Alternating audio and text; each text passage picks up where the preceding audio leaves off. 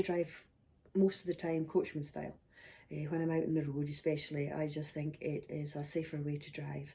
You've got your reins in one hand, you're not likely to drop your reins.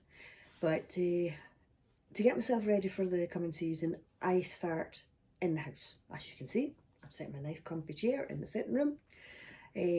I've got my Carriage driving reins, I've got a dressage whip, because it's always good to practice your rein handling with a whip in your hand, because you're always better to have a whip in your hand when you're out carriage driving. You might not need to use it, and I say it's not a punishment, a whip. It is an aid, just as your voice is and your hands. So first of all, we're going to start with how I hold my reins, coachman style. So with my left hand, I'm going to place my left rein between my first finger and my thumb. And then my right rein, I'm going to have 2 fingers in between, and then my left rein in there. And I'm going to close my second, third and little finger round about my reins. Now these are lovely leather reins, but it doesn't matter what kind of reins you have. Some have notches on them so that you know that you've got them the same length, but I prefer my leather reins.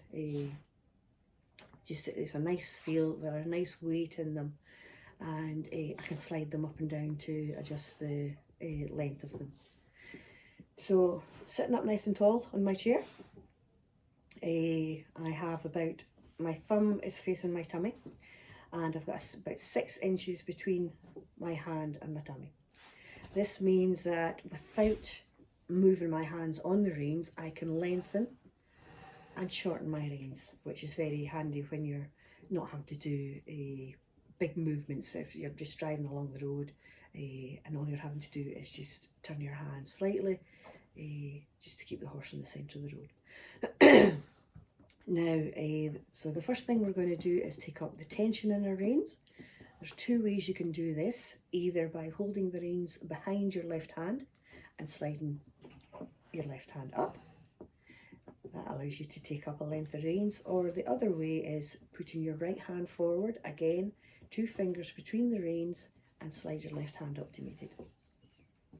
So I like to sit in my box seat with my left hand nice and comfortable, shoulders back and down, nice and relaxed, with my right hand not holding the reins, but they're there, nestled. My right hand is nestled just in front of my left. That is turning left. So turning left is nice and easy. All you do is bring this top finger towards you. And you'll see I've got my apparatus set up here. All it is a dining room chair with my reins and 2 tins of whatever you've got in the cupboard attached to my reins. I'll put up turning left, turning right,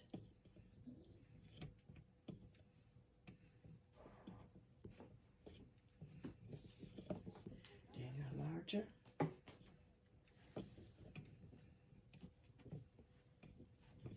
doing a larger right turn, doing a larger left turn.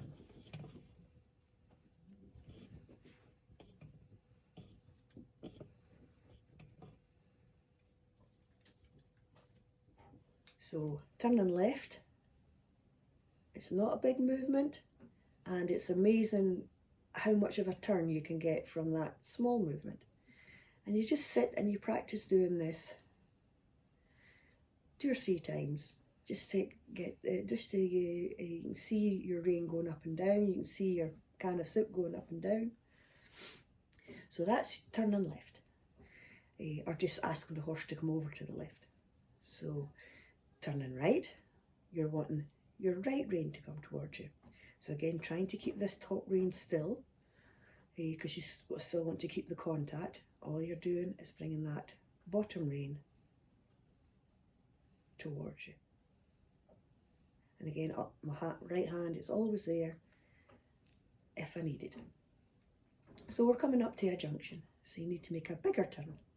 So at this time we're going to turn right. So again, I'm just going to start the turn by asking with the right rein, and then I'm going to place my hand forward on the rein and bring it towards me. And I'm just going to let my reins out a bit so I can make a bigger turn.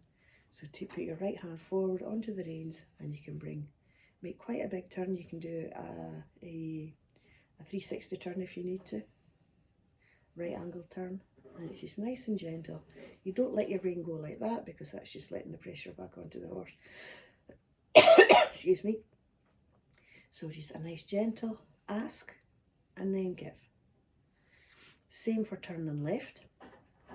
Right hand onto the left rein and bring it towards you. And just ask for as much as you need. Don't pull too sharp. It's just a nice gentle ask. And if you need to keep that turn, you can put a loop in your reins like that. And then gently let it back out again. Okay, so when you're sitting watching your EastEnders or your favourite film at night, or whatever's the favourite box set that's on TV at the moment, just sitting. You don't have to have reins either. You can use dog leads, lunge lines, just whatever you have handy. I would always recommend that you keep your whip in your hand while you're practicing. It's good practice. It means that you've got you get used to holding your whip there, and also of doing your rein handling with the whip without hitting your groom on the head. So always keeping it at a 45 degrees angle away from you and from the horse, both so vertically and horizontally. And it's there. It's not a punishment, the whip. It is an aid, just as your leg is when you're riding. So it's taking the place of your leg, and it's an aid just like your voice and your reins. So you just bring it forward and just gently touch the horse on the shoulder, just to get his attention or to ask him to come round. And it just means that you can use it and get used to actually working with the whip and the reins at the same time. So I hope this has been useful for you. So I hope you can make the time and just get ready. It's also a good way to practice if you've never driven coachman style. It means that you can sit in the comfort of your own home. You can get used to handling the reins, seeing how the cans move at the end of the reins before you go. And I would suggest long reining your horse coachman style first before you actually put to and drive coachman style. Now, there's nothing wrong with driving two-handed.